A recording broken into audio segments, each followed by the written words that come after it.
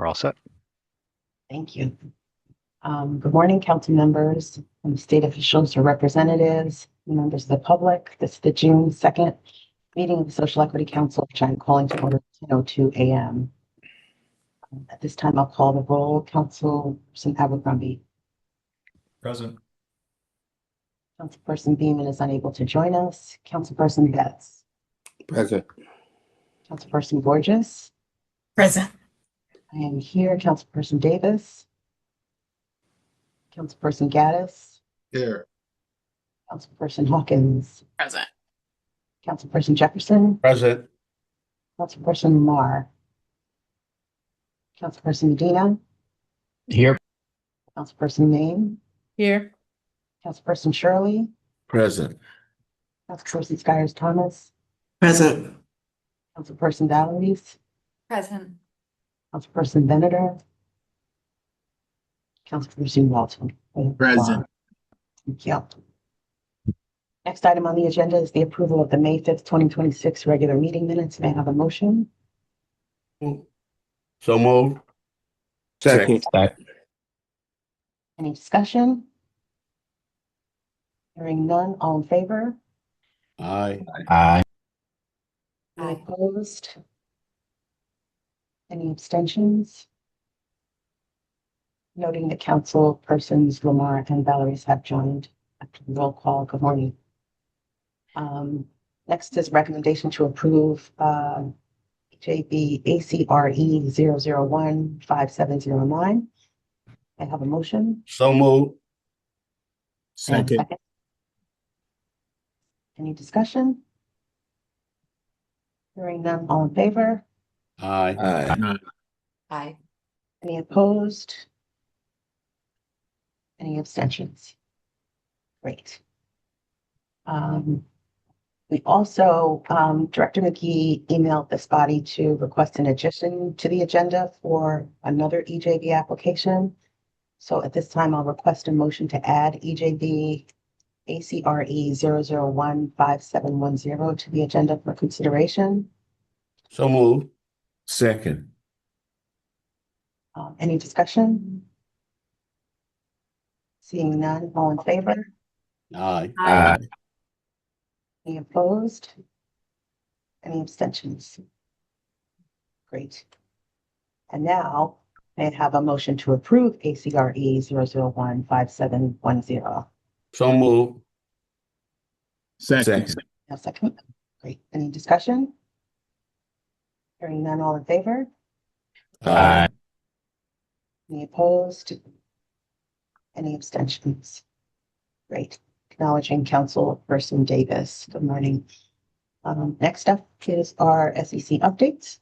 So I will turn it over to Director McGee. Thank you, Madam Chair, and good morning, Chair Comer, council members, staff, members of the public.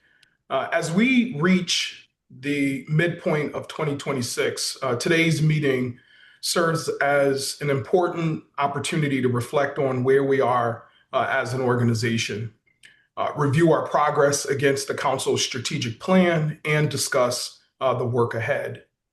Over the past 18 months, our focus has been extremely clear: strengthening governance and accountability, building operational infrastructure, supporting social equity entrepreneurs, launching meaningful community reinvestment initiatives, expanding workforce and educational opportunities, creating measurable impact, most importantly in communities disproportionately harmed by the cannabis criminalization.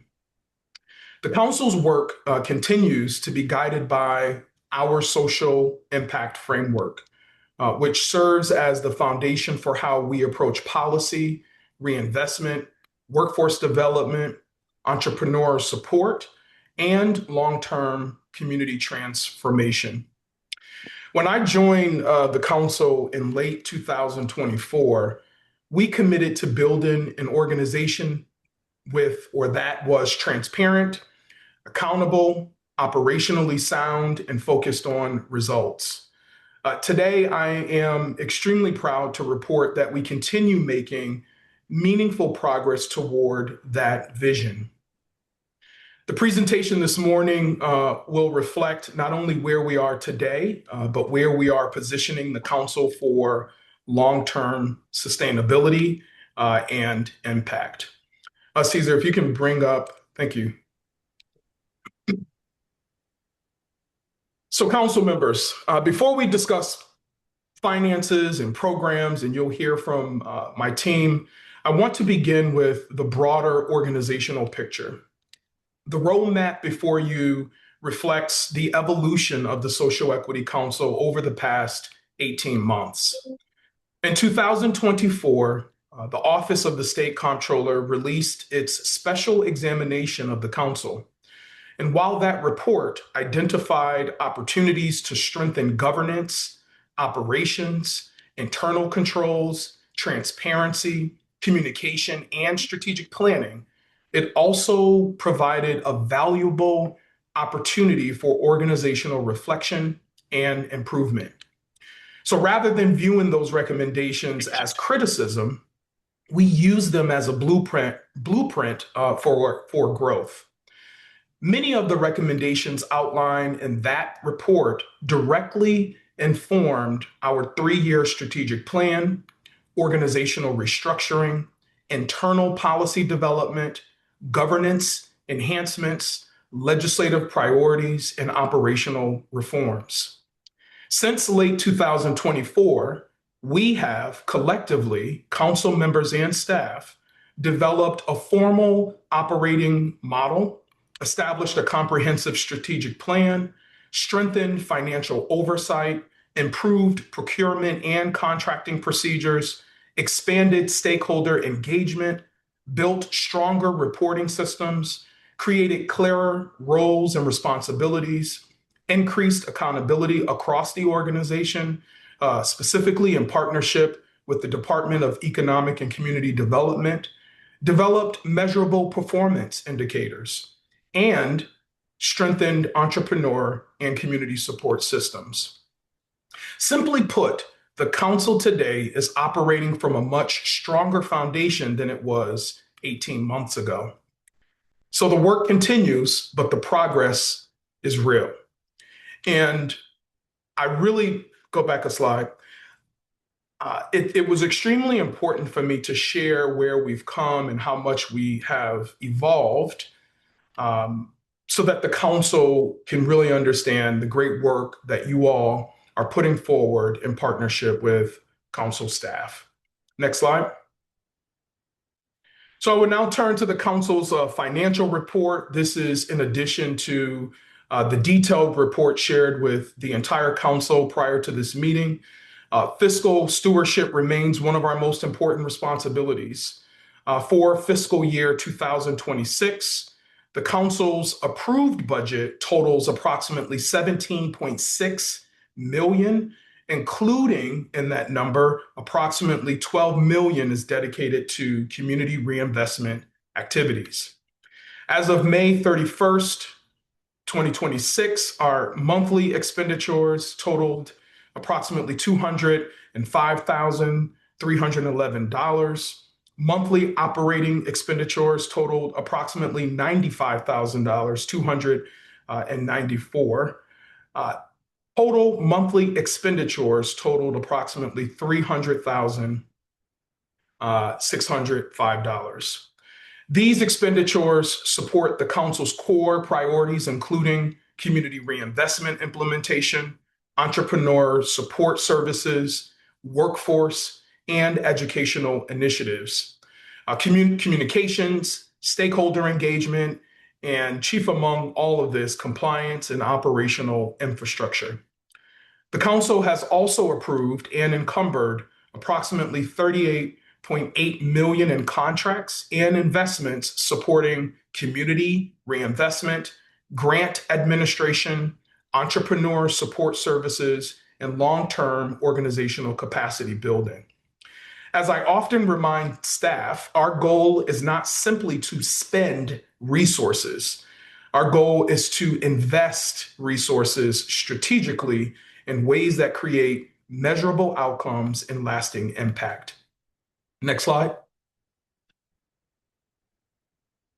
The revolving loan program remains one of the council's most important tools for advancing equitable economic opportunity and addressing one of the most significant barriers facing social equity entrepreneurs, and that's access to capital.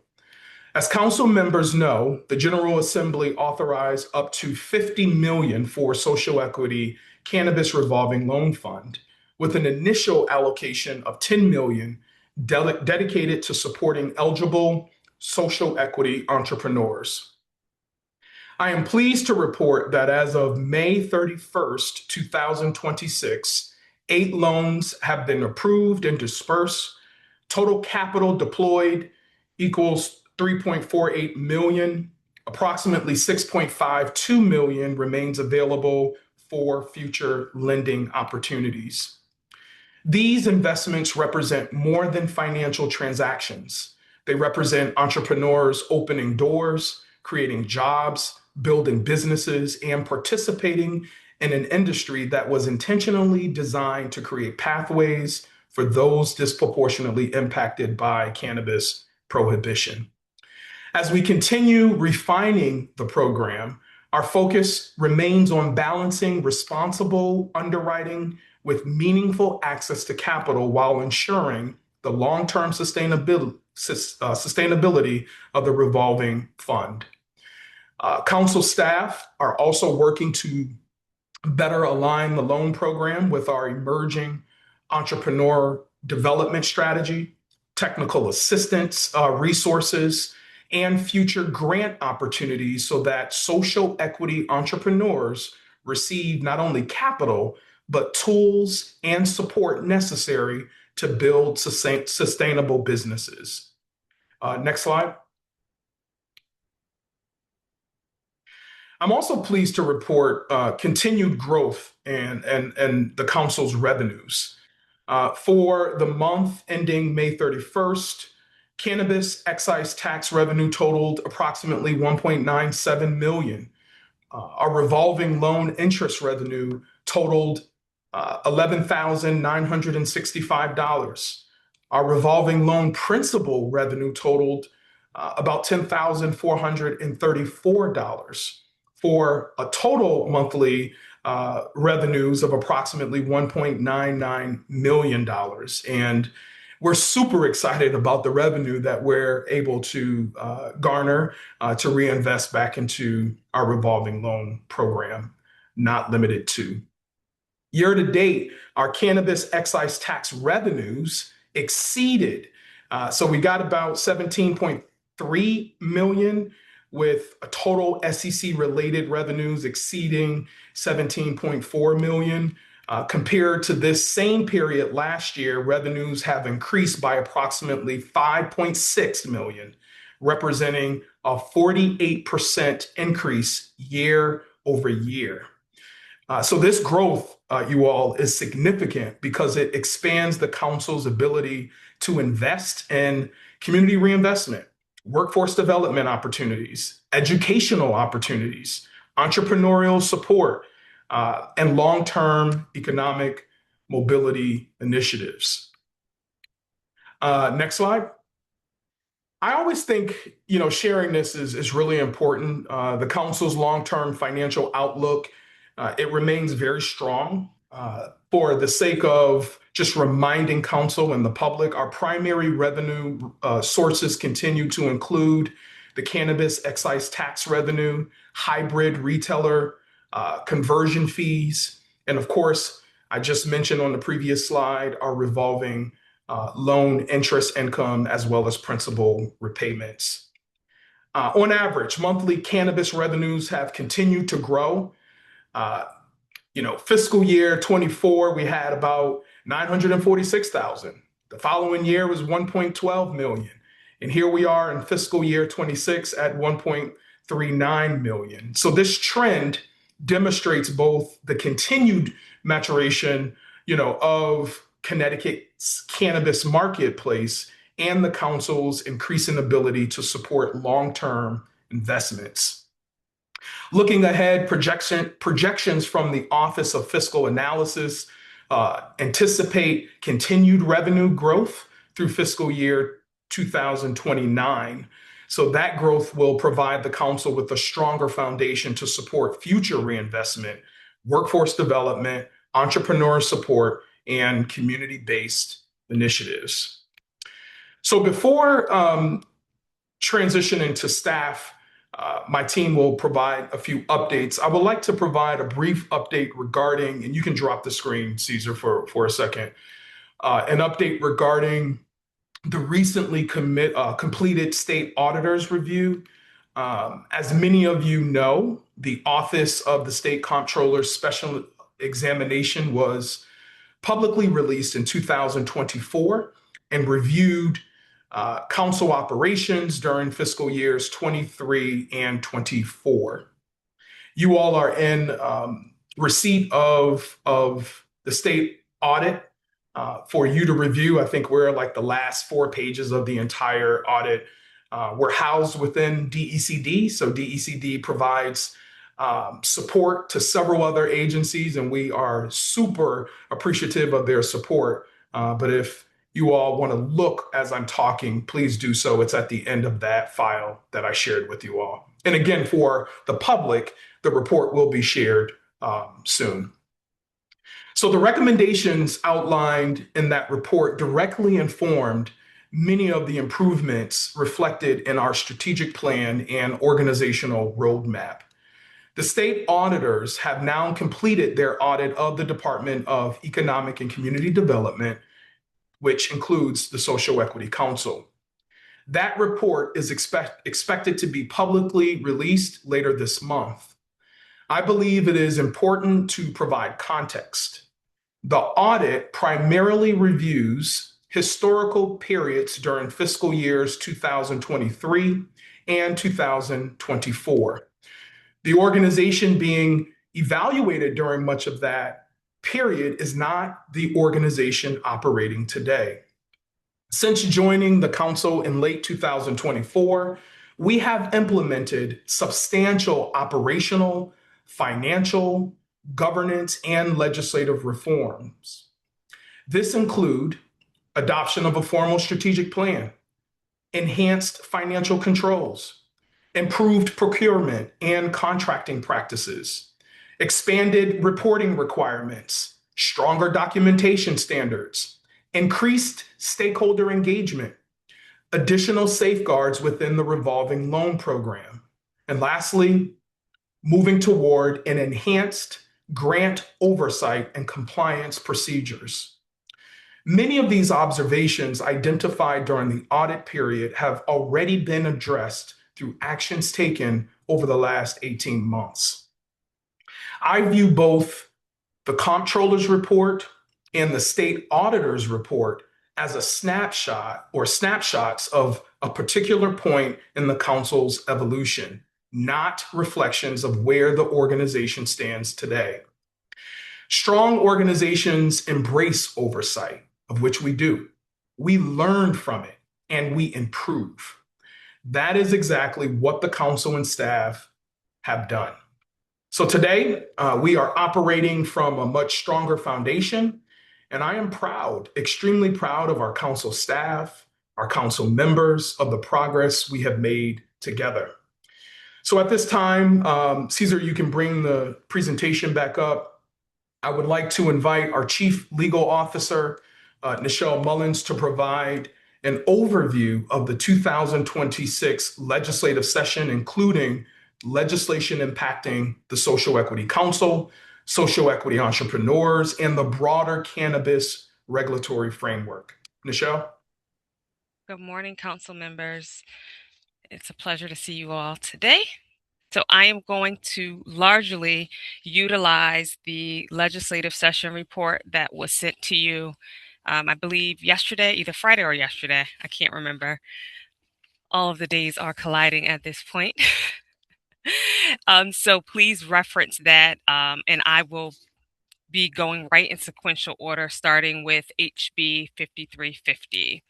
So H3 5350 was an omnibus bill that included significant changes to the state's cannabis industry, including requirements around potency limits, labeling, availability of pharmacists on site, options for hemp farmers, etc. As you all recall, our initial bill 5351 was combined with 5350, so there is a lot of language that applies to the Department of Consumer Protection as well as Social Equity Council. So I'm going to start with the sections that pertain specifically to the council and social equity entrepreneurs. Section 13 is Cannabis, Hemp, and Controlled Substances Enforcement Board.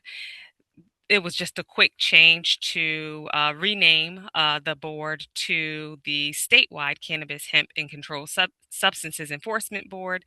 For some reason, SEC was removed but later restored. And the main function of this board is to examine enforcement opportunities, scientific developments, and industry trends related to cannabis, hemp, and related products. And it is comprised of a number of state agencies who will help to oversee enforcement opportunities, scientific developments, and industry trends. Section 54 relates to, and I'm sorry, that is effective from as of October 1st, 2026. The Section 54, ownership and control. It's important for the council to understand that this section was not initially recommended by the council. It was based on requests from members of the industry and submitted to the majority leader. It was an accepted compromise by council staff. So this allows for a contractual arrangement that sells SEI ownership or transfers control to a non-SEI if certain conditions are met. These conditions are 5 years have passed since final licensure. Notice is provided to the council 90 days prior to the effective date of the proposed transaction. The SEI is provided notice that they can seek council review 60 days prior to the effective date of the proposed transaction. The council will review whether the change was free of coercion or undue pressure and in compliance with governing documents, and the buyer must pay an $8,000 processing fee and the outstanding balance of any loan from the council. If the council determines coercion, undue pressure, or deviation from organizational documents, the council may refer the matter to the Department of Consumer Protection for administrative action, including fine or action against the license. It's important to note that the council must issue regulations to implement the provisions of this subsection, which we will be working on, and that will guide the entire review process. Another section, let's see. I don't see it up there, but I will tell you, our reporting requirements are now consolidated into one quarterly report, so that is good for internal purposes. Section 55, investigatory powers. And I think we've talked about this a little bit in a prior meeting. This clarifies the council's investigatory authority to ensure ongoing compliance with owner and control requirements. This comes up quite a lot right now. So this change in the legislation makes it clear that the council has the power to review compliance on an ongoing basis. So this includes the ability, upon request from a social equity individual, for the council to request supplemental information, review transaction structures, and assess whether the practical operation of a business remains consistent with the ownership and control representations made during the license application and approval process. So for instance, if a SEI comes to us and says, hey, this isn't operating the way that we thought it was operating, I don't have any control, now we have the power to investigate at the SEI's request. Section 57. This is a statutory change that now allows a social equity entrepreneur to replace a financial backer one time during the provisional licensing phase, which gives applicants flexibility without requiring them to abandon the license opportunity altogether due to a lack of financial backing. This type of change was prohibited under the prior statutory framework. Any questions about that before I move on to HB 52222? Yes. Thank you for the overview. I think it's great news. Section 55 provides the council the opportunity to look at those documentations. Was there anything around enforcement? If those documents are reviewed and it's determined that the owner is not following the provisions, what is the actions that can be taken? I'm going to invite Madi to interject as well. Thank you. Thank you, Councilman Valeries, for your question. So the matters can be referred to DCP for action against the backers or whomever is violating, right, the governing documents. The intent is not to penalize the license because we know that might have consequences on the SEI. So it would be the individuals that are violating those governing documents, usually, right, the backers or those named managers to control the day-to-day affairs of the business. And Thank in you. that way, we're not investigating and enforcing, so there is some to avoid any type of conflict or bias. Thank you for that. Okay, I'm going to move to HB 5222. And so while HB 5350 passed in both chambers, additional changes were made to HB 5350 through HB 5222. The changes most relevant to the council pertain to contractual arrangements wherein SEI becomes nominal or passive while a third party exercises actual control. So on Section 51, it is intended to ensure that SEIs retain genuine ownership and control over their establishments and to codify our current practices into statute. So this limits an SEI's ability to enter into any agreement or contractual arrangement that transfers or delegates control of the cannabis operation from the SEI to a third party, grants a third party the authority or ability to control, direct, determine, or materially influence key decisions, resulting in the SEI holding only a nominal or passive ownership, or otherwise impairs the SEI's final decision-making authority. It's important to note that this legislation preserves the SEI's ability to engage third-party vendors for bona fide advisory, technical, or support services. They are still allowed to delegate operational or management functions, provided that the SEI retains ultimate decision-making authority. Okay. The prohibition on council making certain approvals. This section prohibits the council from approving any equity joint venture or any transfer, assignment, sale, or acquisition of an ownership or financial interest in a cannabis establishment that violates the relevant requirements related to ownership and control. Section 52. This requires prior council approval of any change in ownership to a social equity establishment during the provisional license period and the restricted period of 3 years for lottery applicants and the 7-year period following the issuance of a final license. This allows for continued compliance monitoring and prevents changes post-licensure that may circumvent ownership and control requirements. Okay, any questions about HB 5222? This has not, we're still waiting for the governor to sign HB 22, but he has signed HB 5350. Okay, moving on to the next slide, please, Caesar. Oh, no, I'm sorry, it's at the bottom. It's just the state budget. As you may have known, the governor signed the budget on May 26th, and there is now a flat tax for cannabis sales. So instead of the tax schedule that vary depending on the type of product that was purchased, there's a single tax of 10.75%. This major change was intended to align Connecticut's market with bordering states with lower product prices. And just so you all know, That while there was a concern that moving to a flat tax would reduce revenue transferred into the Social Equity and Innovation account, the budget provides for an increased deposit in fiscal year 27 and fiscal year 28 of 70% to prevent an immediate shortfall to that account.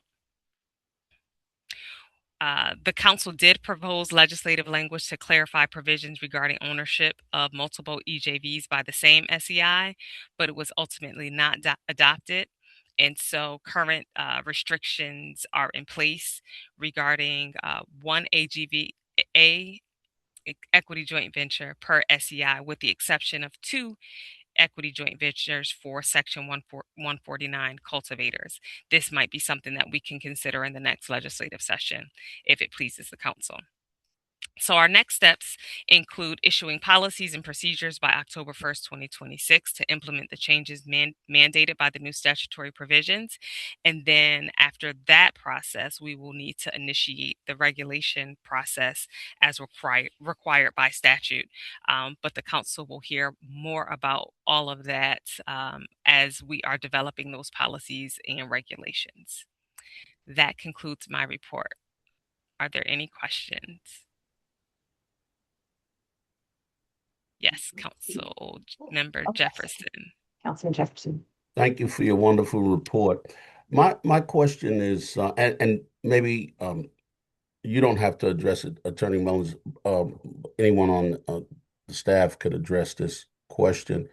I'm wondering, have we covered everything, or are there some other issues around the statutes that need to that we need to promote or ask in the next legislative session, or did we cover all we needed to cover moving forward? Marty and Brandon? Yeah, for the most part, thank you so much, Councilman Jefferson. For the most part, our agency bill, it passed, and that was most important to us. As we continue to hear directly from industry, specifically our social equity entrepreneurs and also our council members, we are on par. But as you know, working in that building, there's also always an opportunity to enhance and to clarify legislation. So should 5222 not be signed, we will be going back to the legislature, but we are hearing positive feedback that the governor plans to sign 5222. But again, over the next course of several months, I'm sure we'll be receiving more feedback from the industry to address legislative priorities. Monty, did I miss anything? Just let me just interject. I'm just curious. Does anything else jump out at you, Mr. Executive Director, in terms of any because it's a lot that was covered in both those bills. Is there anything else do we miss something that I just want to be absolutely clear, but I understand how the process works. We might uncover some other statute that needs to be introduced or some other law that needs to be introduced. But for the most part is what I'm asking. Have we covered everything? Yes, for the most part, we've covered everything. Okay. I know that there's been conversation with regard to, and I'll describe it as the bodega model of dispensaries. I'm sure there is a more appropriate name to call the micro businesses dispensaries, but we've been in recent conversation with the Department of Consumer Protection to unpack that and to figure out, what does that actually mean? Will that trigger the opening of a new lottery? And we've heard that it will not, right? There's not an interest to open up another lottery to increase license opportunities. So directly answer your question, Mike, no, we've accomplished a lot, at least 95% of what we asked for, specifically our agency bill, which was most important to us. Marty, did I forget anything? Thank you. Thank you again, Attorney Mullins, for your report. Thank you. Member Shirley. Thank you, Madam Chair, and thank you, Attorney Mullins. My question pertains to HB 5222. Are those um, are these new regulations retroactive? Do they apply to or only apply to agreements going forward? They will apply to agreements going forward. Okay, thank you. Councilmember Gaddis? Thank you, Madam Chairwoman. I just want to point out that the governor does not have to sign bills for them to become law. 15 days after session, if he doesn't sign a bill, it becomes law automatically. It's called the enactment of bills. So the governor doesn't have to sign for it to become law. I just want to point that out. Thank you, Councilmember Gaddis. We like that too. Madam Chair, if you don't mind. Sure. Thank you, Nichelle. Supporting social equity entrepreneurs remains central to our mission. So to provide an update on entrepreneur engagement, technical assistance, resource development, and support initiatives, I'd like to invite our social equity or social impact officer, Karain Moody. Karain? Before you go there, I just want to verify, Councilman Jefferson, are you all set? I saw your hand, so I'm going to make sure all your questions. Okay, cool. Sorry Thank about you, that. Madam Chair. I yield. I'm good. Okay, thank you. Good morning to council members. I look forward to, are you able to hear me? Yeah. Yes. Okay. I look forward to presenting to you my findings for the past 2 months. I am grateful for the fact that the council does have a strategic plan. As many of you know, that is the blueprint, the grail for you to know how to move forward in a new role. So one of the key elements is, especially in this role, is to understand and fix the end-to-end cannabis business entrepreneur experience.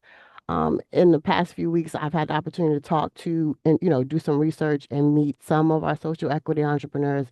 And I can tell you that it's not a cookie cutter process. It's not that you can just say, step A, B, C, and everyone's going to follow it and it applies to everyone. So what we've come to realize is that by doing we're currently in the process of doing a survey, actually reaching out to social equity entrepreneurs, asking them to provide feedback on what they need to be successful in the marketplace, as well as offering an opportunity to have one-to-one listening meetings through our roundtables, as well as other time periods. So what we found in the past 2 months was that basically many of our social equity individuals, they're seeking opportunities to strengthen their business development skills, financial reporting by using QuickBooks, and many have expressed an interest in brand development and how to basically put themselves out there in the marketplace. And the other piece is the social media and how to strengthen their businesses. So we're looking forward to, and this is just some of the workshops that we want to bring to our social equity entrepreneurs, but and being open to using other modules as well. But these are some of the skills that we believe will greatly impact our target audience of social equity entrepreneurs. One of the key other pieces that I think is important to say is that the more we strengthen our social equity entrepreneurs, the better we can also impact our communities, especially our DIAs. So I look forward to bringing forward more reports in a few months in regards to some of those programs that we will be introducing to support our social equity entrepreneurs as well as to our targeted communities. Are there any questions? Madam Chair, I do have a question. This is Kevin Walton.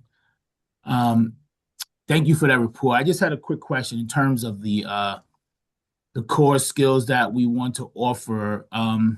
How do we determine that these are what's needed? So we sent out surveys to our social equity entrepreneurs and asked them for feedback in regards to what do they find that they want to strengthen. So from that feedback, we've developed these lists of potential workshops to be offered. I also say that by looking at me personally, looking through some of the social media, their PR campaigns that they did for the introduction of their businesses, I found that many of them, would love to have an opportunity to have some brand development around themselves as well as their business. And doing the brand development, who would take on that type of role? We would look to utilize, seasoned, trained professionals in that market to offer the workshops to our social equity entrepreneurs.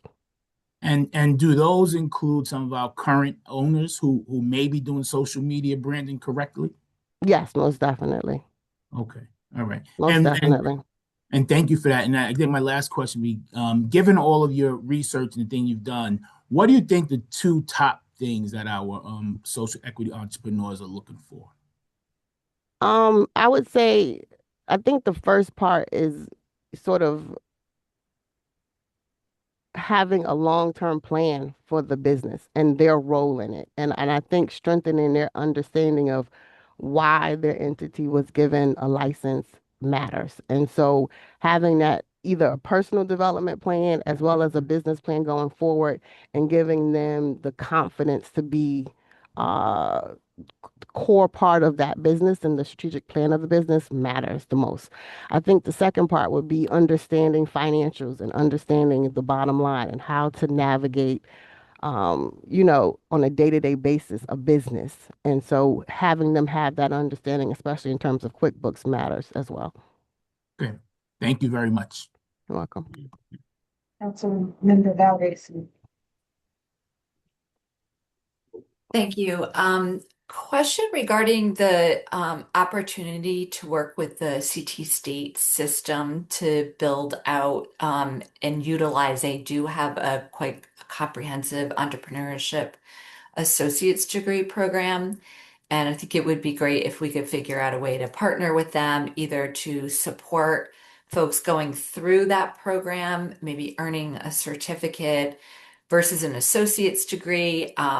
The difference being the associate's degree requires a lot of general education courses that they may not be interested in, but the community college does have many 1 year, 2 semester programs that are for credit and provide the core competencies of different types of degrees. And I think that this one could be really prime for working with them to align the types of courses that are needed to support our equity owners.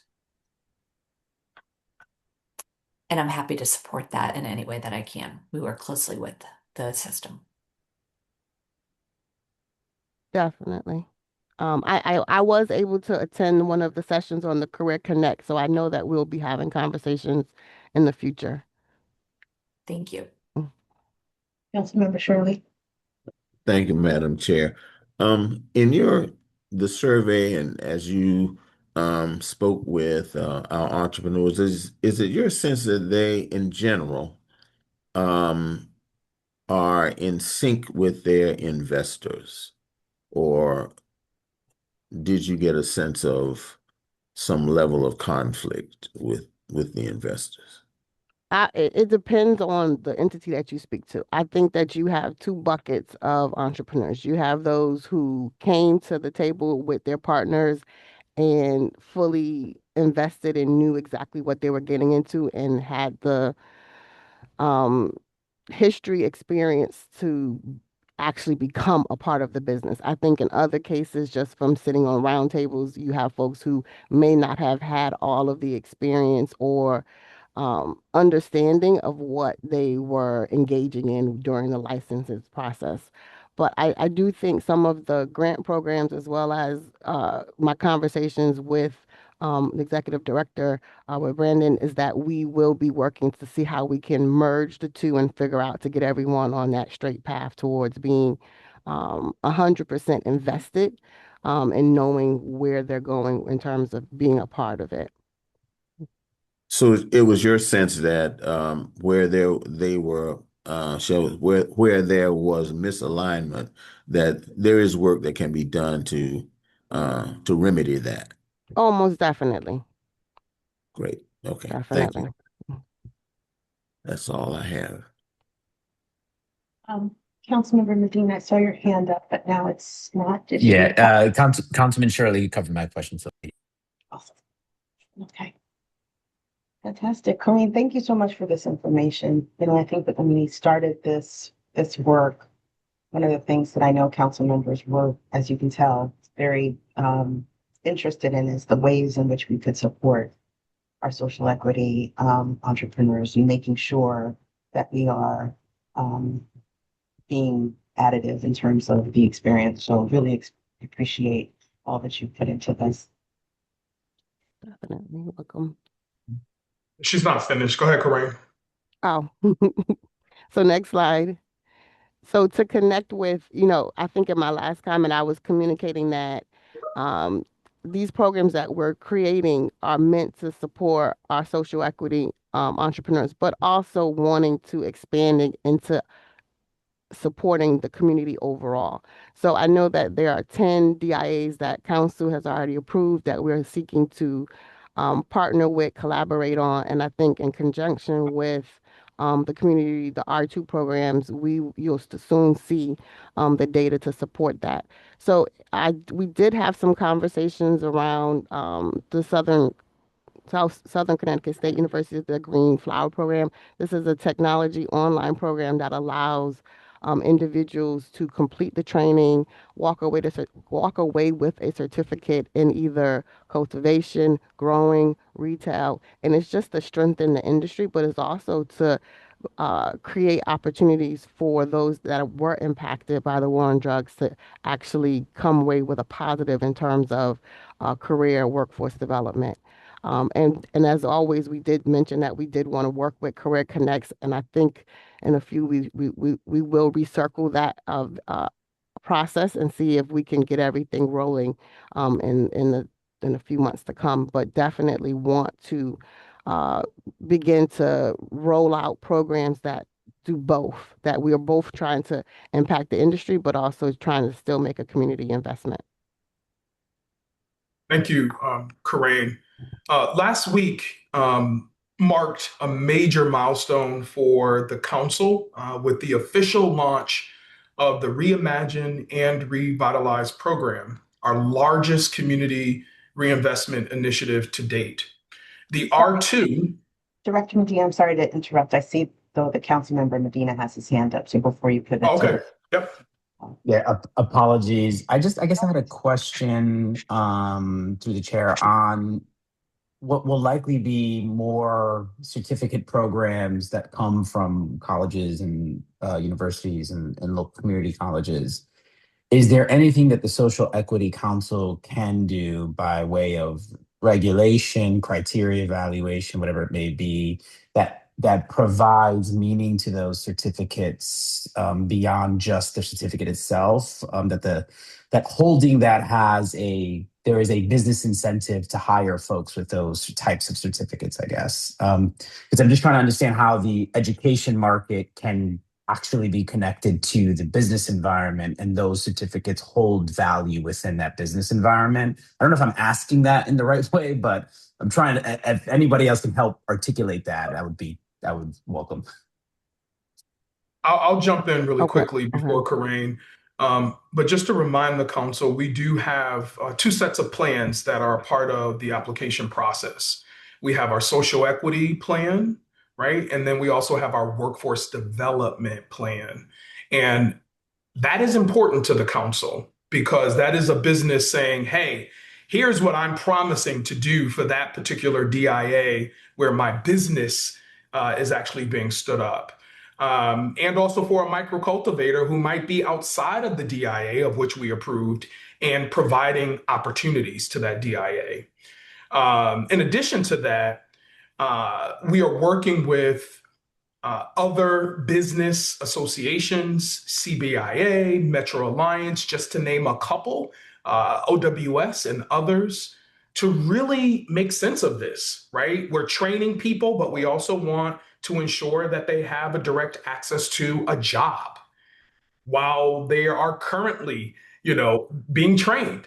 I am of the mindset it's cool to train, but most of our friends and families who are re-entering community, justice impacted individuals, not limited to, they need access to money almost today, right? And so we have to think differently around these opportunities, but also we want to ensure, to your point, Councilman Medina, that we're legitimizing these certifications and ensuring that it's not down some, random hole, but it's a path towards success. I really appreciate you asking that question. Training is important, but a job is also equally important. Corinne, if you wanted to add anything. Yeah, I was just going to add that, while we're developing these programs, one of the things that I definitely wanted to do was connect many of our entities with the training program so that it wouldn't just be training, but also connecting business with the actual individual. So we're definitely on the same page in terms of making the paths cross and connect. Thank you. Valerie. And thank you very much for that question. I think it's a really good one. And I think when we look at workforce as a whole, we're very much aligning to business demand. So really understanding what the businesses need and making sure that those programs, whether they're credit, non-credit, degree, or certificate, are well aligned and that there's a job at the end. So we do this for all of our industry sectors, and through Career Connect, we trained 7,800 people have been trained and placed through that program. And when we went back and looked at where those folks came from, 4,800 of them came out of DIA areas. So we were very intentional with focusing on underserved populations with high unemployment and low economic and mobility. And so in doing that, that overlap very closely on top of the DEIAs. So the goal here is to ensure that we continue to provide funding for those folks to take those training programs in any industry sector that's of interest to them, but also ensuring that we're presenting training programs that build the workforce specifically within the cannabis needs. So adding that as a sector. And then the third being ensuring that our SEs have the business acronym and the supports that they need to be successful on the business side. So kind of a three-pronged approach to ensure that we're meeting the needs of all of the populations under the social equity guidelines.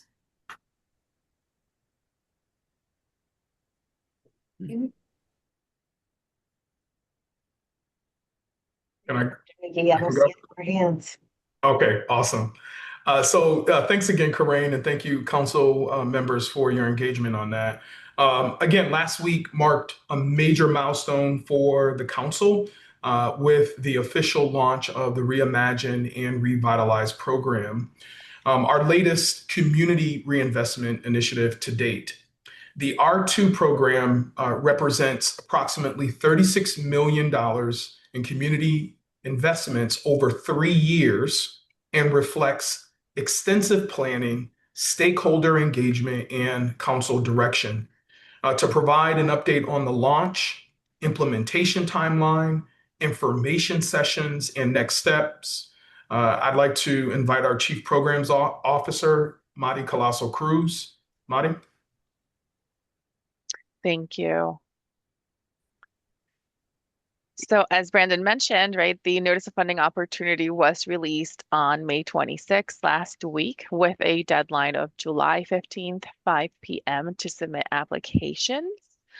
So what's next, right? A lot of folks are asking, okay, so you released what's our role and what are we doing? So in the coming weeks, the grant managers, as well as the SEC in conjunction with the BPRC, will be hosting regional information sessions for the CBOs. I will provide a schedule, or Brandon will at the end, where you can see if you want to join them. Most of them will be virtual. The ones that the SEC does in conjunction with the BPRC are in person in the community that will host the info session. Council members were provided with a QR code for members of the public to access the portal or landing page. We know that folks might be approached and asked questions. I think one of the most important things is that the council is not processing applications. That's why we hired the 7 grant managers to do the publication of the notice of funding opportunity, collection, and review of the application. So the QR code will bring you to our R2 landing page, and it has all of the core information needed to get the basic understanding of what the notice of funding opportunity is. But most importantly, it has the links to each of the grant managers to redirect folks to the grant managers for their region. And the information then is it's the landing page for the R2 program within each of the grant managers' sites. Once the deadline is reached, the grant managers will then review and submit the top scoring applicants to the SEC staff for review. We anticipate this will be approximately 300 applications that will be submitted to us. Our role then will be to review and basically cross-reference CBOs that might coincide in multiple regions. So as you might know, there's CBOs that host programs in more than one of the DIAs. So they may submit for funding in all of the regions in which they have a facility and where they provide services. So at that point, we will be just cross-referencing between regions, seeing if folks were funded more than once and whether we want to proceed with funding the multiple applications, or we want to go with the next top scoring individual in line.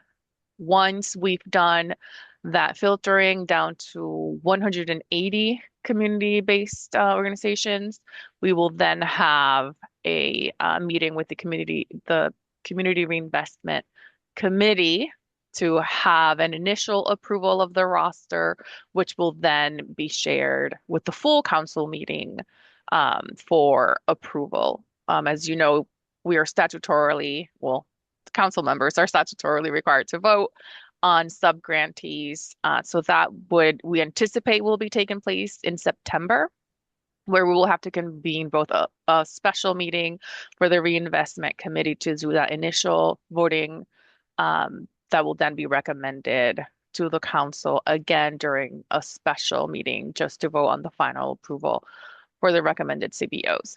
It is a lot of CBOs, right? It's 18 per region, so that's 180 that we'll have to approve, and that's why we are suggesting that a special meeting be convened for this specific purpose. Next slide. This is just a timeline of what I mentioned. So basically, NOFO was released last week. There will be info sessions taking place during June and July.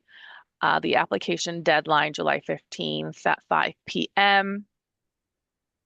We anticipate, that it will take some time to review the volume of applications taken. So grant managers have 30 days to review those and then submit the top scoring applications to SEC staff.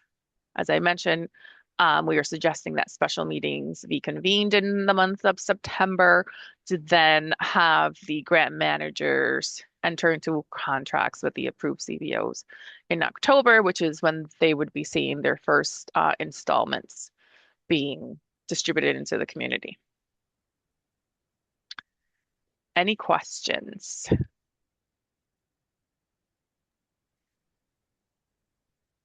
Member name. Thank you. And just want to kind of clarify. So in September, reinvestment committee will probably get a chance to kind of review the recommendations. And then do we bring that to council for full approval in a special meeting? Okay, great. Just want to make sure I got the timeline right and maybe can start preparing for all the meetings.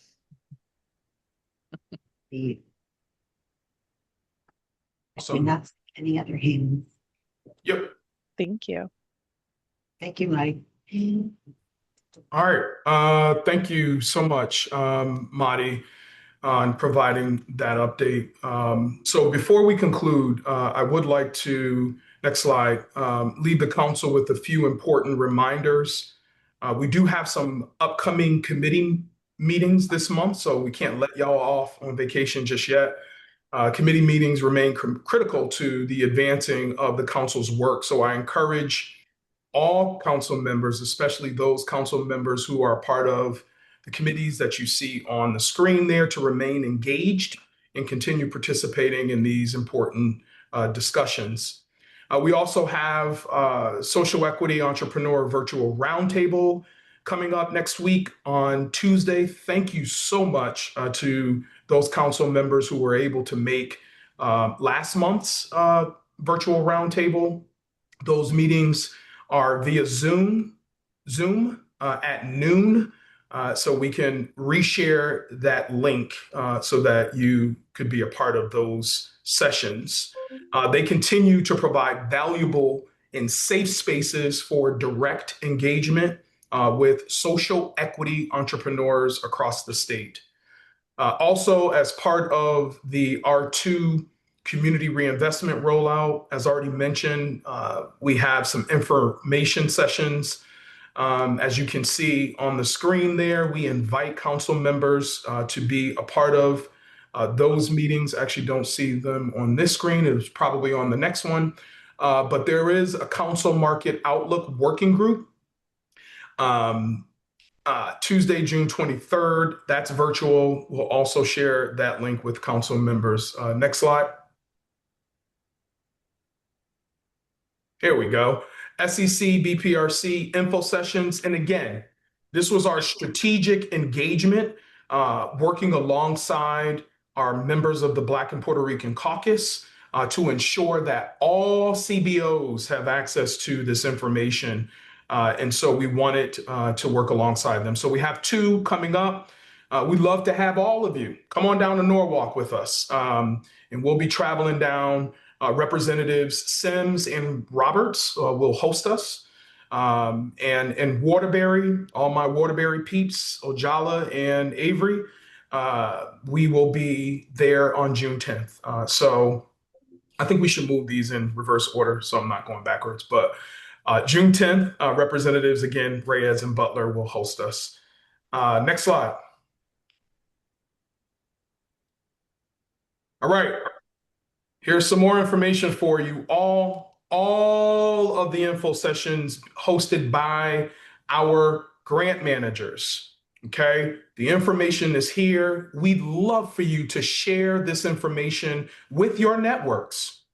Any organization that might be asking about, well, when are we going to have an information session? We don't know anything about it. You can use your QR code that we've shared with you, and you can literally screenshot that and share that with anybody, and it will bring them to this information that's located on our website and also on each of the individual grant managers' website. But again, for ease of finding all this information, we're going to email this information out to the council so that it's at the top of your inboxes. That's it. Thank you. Back over to you. Oh, I'm sorry. I think Councilwoman Hawkins and Walton. Yes. Councilmember Hawkins? Is it possible to put this information on your website, on the SEC website, so that it's just more easy to access? Yes, it is. So you can go to our website, and then where the front door, it's going to bring you to, depending on which grant manager you click on, it'll take you to their website where the information is housed. We just don't want the perception to be that the SEC is accepting any applications, but this information is on our website. Councilmember Walton? Okay. I think my hand was raised a little early. I was waiting for the point when you asked if we had any final questions. Because my question isn't pertaining to this, it's something totally different. Okay. Well, if Director McGee is done, and if there are no other questions pertaining to this, happy to pivot. Okay, so thank you for lots of information, and I see things are rolling. So I had 2 questions.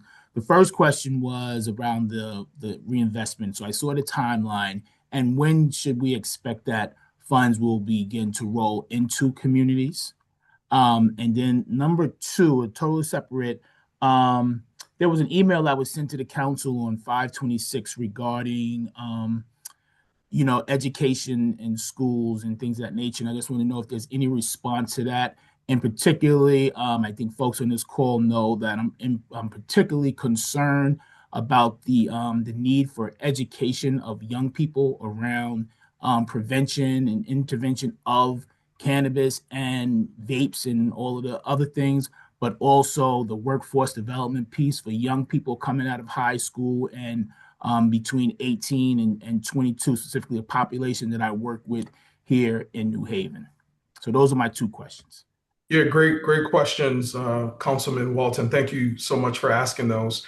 For the first question, I'll defer to Madi in terms of the timeline, again, around R2 and ultimately when the money hits the street or gets to the community-based organization. So Madi, if you can just give an overview there.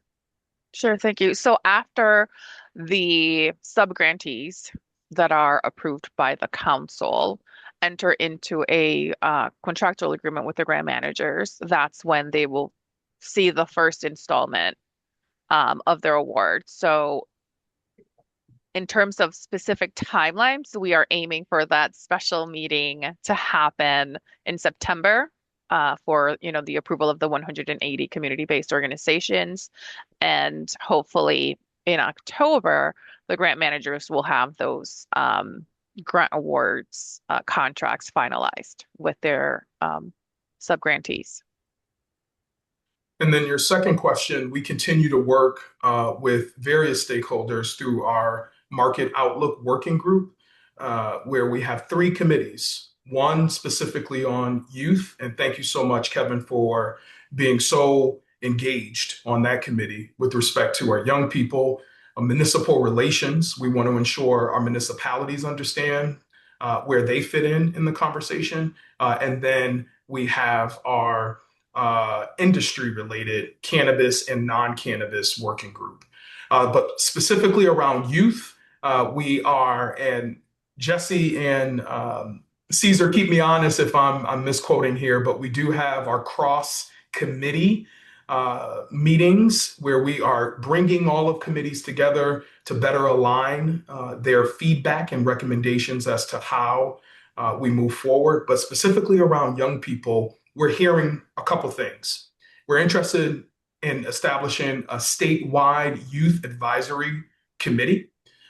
There's also feedback around an informational campaign led by our youth leaders and young professionals around vaping in our school.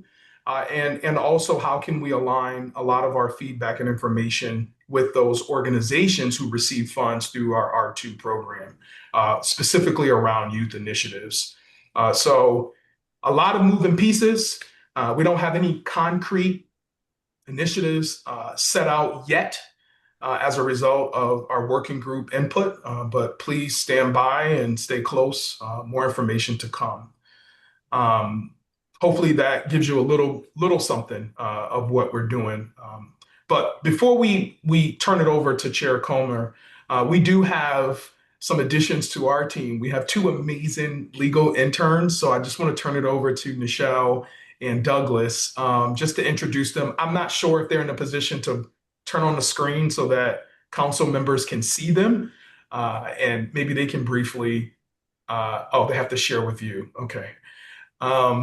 Could you let your background? Sure. Yeah, so so this that we can. is Solomon Chaudhry. He's a rising 3L at the University of Connecticut School of Law. He's from New London. Galesbury, Connecticut. I think he can talk. Right, Let him talk. right next door. You can talk. So just, Hi there. My name's Solomon. I'm from Galesbury, Connecticut. As Attorney Clemens said, I'm a 3L, a rising 3L at the University of Connecticut. This is my first time in the regulatory industry, and I like it thus far, and I hope to, work with you guys and help you out wherever I can. and this is Paul. Paul, you can introduce yourself. Hi, my name is Paul Dunford. I'm a rising 2L at Quinnipiac. Before this, I had co-founded a company called GreenCheck that worked with financial institutions that wanted to bank the legal cannabis industry. So it got me really interested in that, and also really highlighted how access to capital is one of the biggest things that keeps social equity initiatives back. So I really look forward to being able to integrate my past with my present and future. So thank you so much. She looks And like he's also from Alabama, y'all. So we got a little connection there. But anyway, we wanted to introduce two of our interns, and we plan to look forward to, offering opportunities to other young people from DIAs throughout Connecticut. um, so just before we close out, a couple of things. One, and I haven't gone back and looked, so I don't know if the legislation has morphed, but I know at its inception, there was a portion that talked about Demas having responsibility for an education campaign. So if that's still in play, maybe to Councilperson Walton's point, it'd be helpful to get information from them about what they're doing. Just because they do have some responsibility, and I see Marty nodding. So I don't know if you have additional context you want to provide, and then I'll circle back to Councilman. Yeah, that's certainly a partnership we are looking to explore. I think their component is more prevention of use, right? So I think there might be some alignment that we can agree on, but the working group that's working on the educational campaign, I think it has a different focus. So we're trying to decide how we can align. So, let me say this. I've spoken with them, and there was nothing really kind of happening, right? Other than what you said, prevention, things of that nature. And then you have the working group, and then you have other folks. So I think absence, absence of leadership might not be the right word, but absent of us have establishing that presence, right? It's seeming like we're allowing other groups to kind of take over. And I see ourselves, and maybe I'm totally off base, but as a social equity council who has some moral imperative to kind of say to our young people, you shouldn't be vaping and buying drugs from gas stations and bodega style places, as our executive director mentioned. So what I think I'm looking for from the council probably is more kind of saying, hey, this is important to us, and that we should, and hopefully we'll work on kind of saying expediting this and getting in front of our young people, right? Because we talk about the war on drugs as if it's in the past, and I can attest to you that it's not in the past, right? It's happening every day. I sit in an area with young people who OD and are vaping 100 miles an hour, right? And so in terms of when people come to us and say, hey, we got this wonderful thing, I'll share a quick story. I had a group lined up here to come and speak, and folks railed against it, saying we don't want to be giving our kids bad messaging, right? So I think there's some mixed messages out there. People have their moral values wrapped up in what cannabis is and things of that nature. And so absence of us kind of providing that oversight and leadership, I think it lends itself for others to kind of just get into that lane. And while I'm not opposed to that, I just think it's an excellent opportunity for us to continue to lead in that area as we are in others, especially if we're going to be the state's oversight committee on cannabis. Thank you, Councilman. So I think what I'll add, thank you, Councilman Walton, is that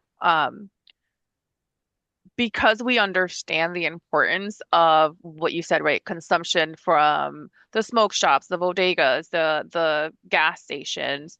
We insisted in remaining part of the enforcement board that Attorney Mullins mentioned earlier, right? For some reason, that board morphed into something different that had excluded us, but we felt that it was important that the Social Equity Council remain part of that board precisely for that reason. So it was twofold. Not only do we want to prevent the consumption of product that is not regulated and can be, to your point, very damaging and unhealthy for our folks, but also we want enforcement to be viewed through a lens of equity, right? We don't want the enforcement board to be a facade for a stronger war on drugs that is right by virtue of the statute. So that's one point. And then the other, I think your point is well taken in terms of SEC positioning themselves as leaders within this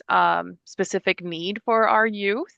I know that I don't want to steal their thunder, but Jesse and Caesar are working on gathering information to develop a curriculum. We do have an upcoming meeting with folks from the public health department who have done educational campaigns around vaping. So how can we collaborate and learn from what they did and apply it to cannabis? I think that's all I have to add for now because I don't want to give too much information, and so we have it all packaged and pretty for you. But I'll turn it over back to our CEO. No, you're good. Okay. Back to you, Madam. You, Councilman Shirley. Thank you. Just really quick, Madam Chair, thank you. I just want to go back to something that Councilman Medina brought up in terms of education and workforce development. I think as we think about that, or as we get other folks to think about that, let's make sure that they can integrate AI in whatever training they're doing, because it is moving very quickly in practically everything. And it's just something that I think as we talk about education and its component with workforce development, we should consider. Thank you. Thank you. Thank you. Okay. I don't see any other hands. Just as we close out, last month when we all came together, there were many questions and a few concerns. I just want to acknowledge and applaud Director McGee and the team for responding in the way that they have, with so much information, so much clarity. And I certainly feel like I have a much better understanding of, the work that we're doing, how our money is moving, how all the pieces are fitting together. So I did want to just thank you, Director McGee, and the SEC team for responding the way that you did, and also to the council for, really living into your charge and asking the right questions and ensuring that we are clear and transparent. So with that, if I see no other hands, Councilman Getz. Madam Chairwoman, I move to adjourn. Have a second. Second. All in favor? Aye. Aye. Thanks very much, everyone. Have a Great great day. summer. Great Thank day, you. everyone. Great meeting. September. Bye.